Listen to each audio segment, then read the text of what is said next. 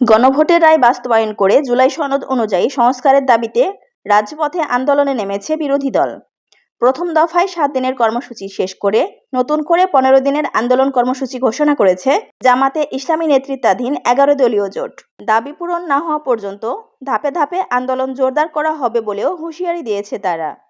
বিএনপির সরকার দায়িত্ব নেয়ার মাত্র 2 মাসের মাথায় এমন কর্মসূচিকে ঘিরে রাজনৈতিক অঙ্গনে নতুন করে উত্তেজনা সৃষ্টি হয়েছে। বিরোধী দলগুলোর এমন কর্মসূচিকে নিরর্থক বলে অভিহিত করলেও পরিস্থিতির ওপর সতর্ক নজর রাখছে সরকার। সরকারি দলের নেতারা বলছেন, কর্মসূচির আড়ালে কোনো ধরনের বিশৃঙ্খলা সৃষ্টির চেষ্টা করা হলে তা কঠোরভাবে দমন করা হবে। প্রথম দফার কর্মসূচি শেষে গত বৃহস্পতিবার এক সংবাদ সম্মেলনে দ্বিতীয় ধাপের কর্মসূচি ঘোষণা করে ঐক্যজোট। ঘোষিত সূচি অনুযায়ী 18 এপ্রিল শনিবার থেকে 2 মে পর্যন্ত ধারাবাহিক কর্মসূচি পালন হবে। 18 এপ্রিল ঢাকায় গণমিছিল, 25 এপ্রিল বিভাগীয় শহরগুলোতে ঢাকা ছাড়া এবং 2 মে জেলা শহরগুলোতে গণমিছিল অনুষ্ঠিত হবে। পাশাপাশি পুরো সময়ে বিভাগীয় ও গুরুত্বপূর্ণ জেলা শহরে লিফলেট বিতরণ ও সেমিনারের আয়োজন রাখা হয়েছে। 11 দলীয় ঐক্যজোটের নেতাদের অভিযোগ, সরকার জনগণের ভোটাধিকার ও গণতান্ত্রিক অধিকার সংকুচিত করছে। এ প্রেক্ষাপটে তারা ধারাবাহিক আন্দোলনের পথে হাঁটছেন। অন্যদিকে সরকার বলছে, এমন কর্মসূচি মূলত রাজনৈতিক চাপ সৃষ্টির কৌশল, যা জনদুর্ভোগ বাড়াতে পারে। সহিংসতা বা নাশকতার আশঙ্কা দেখা দিলে তা কঠোরভাবে মোকাবেলা করা হবে। জুলাই সনদের বাস্তবায়ন নিয়ে বিরোধী দলগুলোর আন্দোলনকে সরকারকে বেকায়দায় ফেলার চেষ্টা বলে মনে করছেন সরকারি দলের নেতারা। তারা বলছেন, এটা খুব বড় কোনো ইস্যু নয়। বিরোধীরা এটাকে কেন্দ্র করে জনমনে বিভ্রান্তি ছড়ানোর চেষ্টা করছে।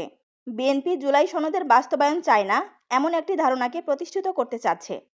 তাদের ধারণা, এটা করা সম্ভব হলে জনগণের কাছে বিএনপির ভাবমূর্তি কিছুটা হলেও ক্ষুণ্ণ করা সম্ভব হবে এবং এতে করে তারা লাভবান হবে।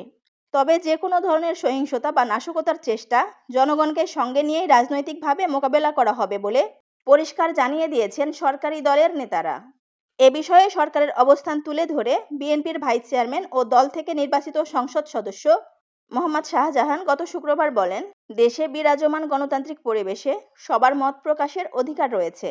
তবে দাবি আদায়ের নামে যদি নাশকতা বা জনদুর্ভোগ সৃষ্টি করা হয়, সেক্ষেত্রে আইন শৃঙ্খলা রক্ষায় সরকার প্রয়োজনীয় পদক্ষেপ নেবে।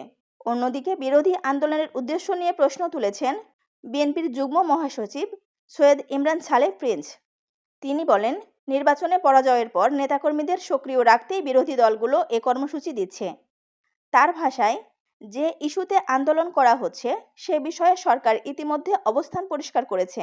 জুলাই সনদ নিয়ে তাদের আন্দোলন অনেকটা শীতকালে ব্যাঙের ডাকের মতো। তবে সরকারের ভেতরেও জুলাই সনদ ইস্যুতে আরও সুস্পষ্ট অবস্থান তুলে ধরার প্রয়োজনীয়তার কথা উঠেছে। বিএনপির দায়িত্বশীল একাধিক নেতা মনে করছেন, এ বিষয়ে স্পষ্ট ব্যাখ্যার ঘাটতি থাকায় বিরোধী দলগুলো সুযোগ পাচ্ছে। ফলে সরকারের আন্তরিকতা আরও জোরালোভাবে জনসম্মুখে তুলে ধরা জরুরি।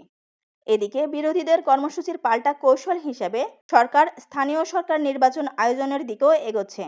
নির্বাচন কমিশন ইতিমধ্যে ইউনিয়ন পরিষদ, পৌরসভা, উপজেলা, জেলা ও সিটি কর্পোরেশন নির্বাচনের উপযোগী তথ্য সংগ্রহ করেছে।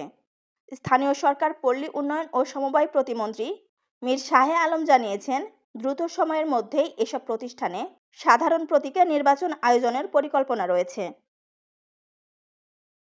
রোজিনা সুলতানা রোজি, নিউজ এক্সপ্রেস, ঢাকা।